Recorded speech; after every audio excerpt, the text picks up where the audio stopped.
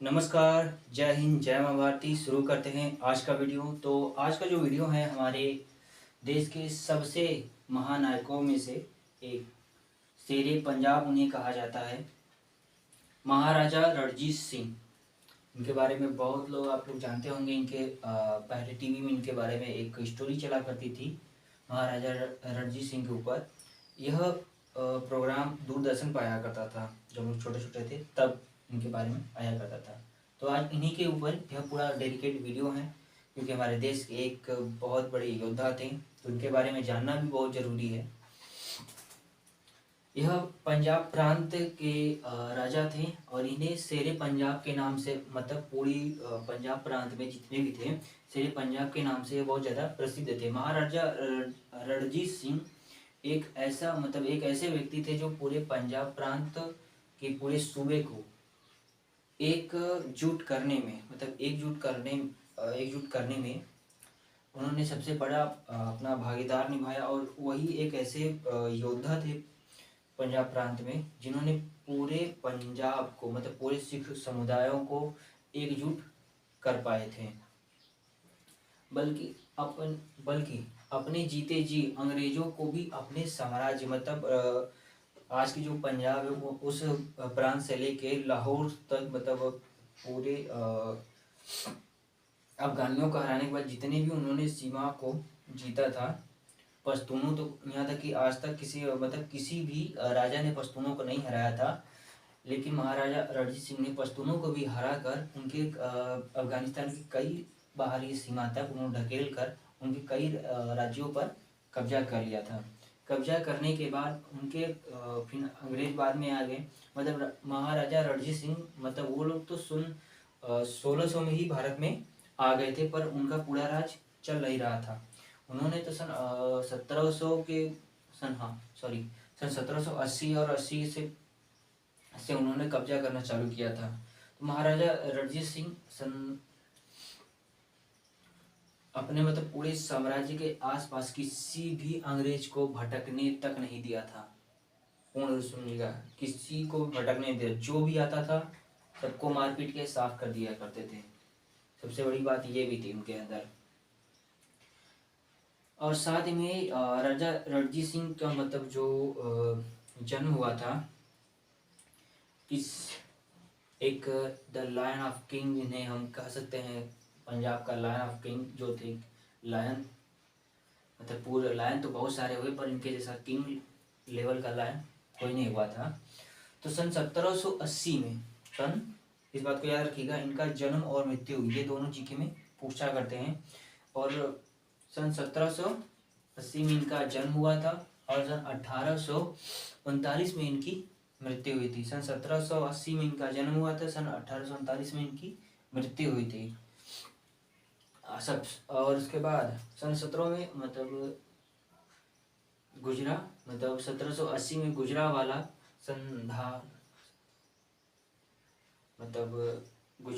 संधावलिया महाराजा महासिंह, मतलब महाराजा, मतलब वो भी एक, इनके पिता जो थे वो राजा थे, महासिंह के घर में हुआ था। उन दिनों, मतलब उन दिनों पंजाब पर सिखों का और अफगानियों का, मतलब पंजाब जो था एक, जो पाकिस्तान वाला हिस्सा है और आपका जो भारत में हिस्सा है, उसमें दो राजाओं का हिस्सा चला करता था। गुरु नानक साहिब जो इसमें पाकिस्तान में चला गया वो हिस्सा, उसके घर, मतलब उसके बाद एक बॉर्डर की तरह था। आधे पर अफगानियों का हिस्सा था, मतलब राज करते थे, और आधे पे पंजाबी राज करते थे। अफगानी और पंजाबियों में कई ग्रुप और कई गुट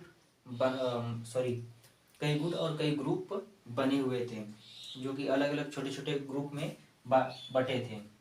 तो उन सभी ग्रुपों को एकजुट करके पंजाब में सबसे बड़े शासन काल किए थे महाराजा रणजीत सिंह ने किया था, इसीलिए उन्हें शेरे पंजाब कहा जाता है। अफगानी राज करते थे। कितना अफगानी कर ले, सारे दलितर होते हैं। अफगानी राज करते थे, तो अफगानी इसमें कहाँ राज कर रहे हैं? इसमें तो तालिबान ने राज कर रहा है ना। अफगानी कहाँ राज कर रहे हैं? सारे सब आतंकवादी जहाँ फैलेंगे वो उसी जगह बर्बादी कर ही देंगे। जिस थाली में खाएंगे उसी में छेद करेंगे सब। ठीक है भैया। जिन्होंने पूरे इलाके के भागों को बांट दिया था। मतलब अफगानियों जहाँ राज करते थे, ठीक है राज करते थे, पर उन्होंने पूरे इलाके के भागों को एक अलग से बांट दिया था, पूरी तरह से बांट के रखा था कि भैया कोई इस पे आके कोई भी आए इसको लूट के चला जाए, कोई फर्क नहीं पड़ता है। तो फिर महाराजा रणजीत सिंह ने खालसा ग्रुप का निर्माण किया। उसमें बहुत सारे सिख आए मिले, कई गुटों को मिलाकर उन्होंने एक सेना तैयार की। सेना तैयार करने के बाद पहला युद्ध उन्होंने अफगानियों के ही खिलाफ लड़ा था। अफगानियों के खिलाफ लड़ने के बाद उन्होंने गुजरेवाला को पूरी तरह से कब्जा कर लिया। फिर छोटे सी ही उम्र में उनके पिता की जो मृत्यु हो गई थी, मृत्यु होने के बाद ही उनको छोटे से ही उम्र में चेचक वाहक एक रोग हो गया था। महाराजा रणजीत सिंह की आंखों की जो रोशनी थी वह ने उनके बाएं आंख की जो रोशनी थी वो पूरी तरह से चली गई थी। वह एक आंख से ही देखा करते थे और चलाया करते थे। और विश्व की सबसे खतरनाक तलवारों में से एक महाराजा रणजीत सिंह की तलवार है, इस बात को याद रखिएगा। पूरी तरह से रोशनी चली गई थी। रोशनी जाने के बाद भी महाराजा अपने तकरीबन 12 वर्ष के ही थे जब अकबर और महाराजा रणजीत सिंह और ऐसे कई राजा हुए थे जो अपने पिता की मृत्यु के बाद छोटी सी ही उम्र में, जैसे कि सिकंदर, अकबर और महाराजा रणजीत सिंह, यह तीनों की एक सिमिलर कहानी अगर आप खोजेंगे तो मिल सकती है। तीनों अपने छोटी सी उम्र में ही अपनी पूरे राज्य की देखभाल करने के लिए, अपने प्रांत की राज का देखभाल करने के लिए, सेवा करने के लिए छोटी सी उम्र में ही गद्दी को संभाल लिया था अपने पिता की मृत्यु के बाद। पिता के देहांत के बाद सन 1801 में उनकी सन 1800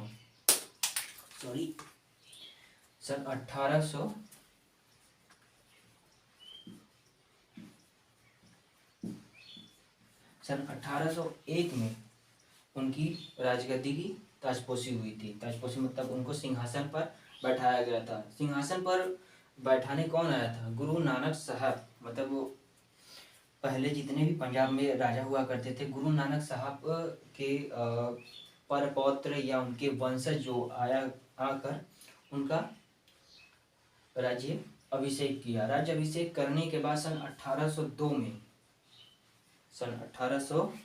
में वह अमृतसर के लिए निकल गए। सन 1802 में अमृतसर के लिए वह रवाना हो गए। अमृतसर के रवाना होने के बाद फिर उन्होंने पूर्णतः अमृतसर को पूरी तरह से वहाँ के सिखों को अपने गुट में मिलाने के बाद, अमृतसर में अपने सारे पूरे गुटों को मिलाने के बाद महाराजा रणजीत सिंह अफगानियों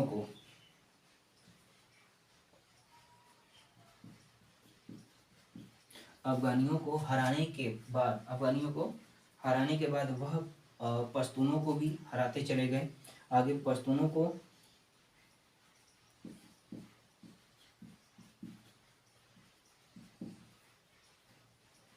जितने भी थे पश्तूनों को भी हराया। पश्तूनों को हराने के बाद अपने जीवन के आखिरी काल सन 1839 में के कुछ वर्ष पूर्व वह अमृतसर गए। अमृतसर जो आज जो गुरुद्वारा है जिसे गोल्डन टेम्पल बोलते हैं, वहाँ पर तकरीबन जो सोना चढ़ाया गया है, जो पानी चढ़ाया गया, वह महाराजा रणजीत सिंह ने ही चढ़ाया था। इस बात को याद रखिएगा कि गोल्डन टेम्पल के ऊपर जो पूरे अमृतसर में उपस्थित है, जो पूरे गोल्ड का पानी चढ़ाया गया है, या तकरीबन हजारों टन तकरीबन कई टन सोना उस पर चढ़ाया गया है।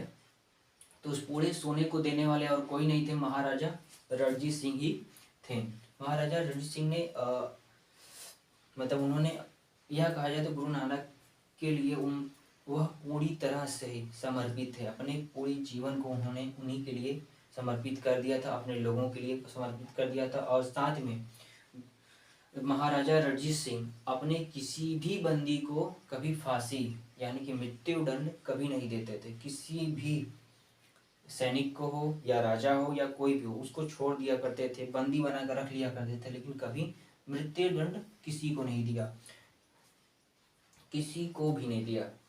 और हाँ, जो भारत की जो कोहिनूर थी ना, कोहिनूर, वो पहले मुगल बादशाहों के पास थी, जो पश्तूनों के पास चली गई थी। उनको हराने के बाद, उन अफगानियों पश्तूनों को हराने के बाद उनसे वह कीमती हीरा महाराजा रणजीत सिंह ने ले लिया था। महाराजा रणजीत सिंह जब ले लिया था तो वह उनके परिवार और घर के पास था। वह कोहिनूर हीरा उस समय भारत के पास चला आया था। फिर उसी हीरे को लेने के लिए अंग्रेजों ने सन 1839 में एक दो युद्ध लड़े सिखों से, पर जीत नहीं पाए पूरी तरह से।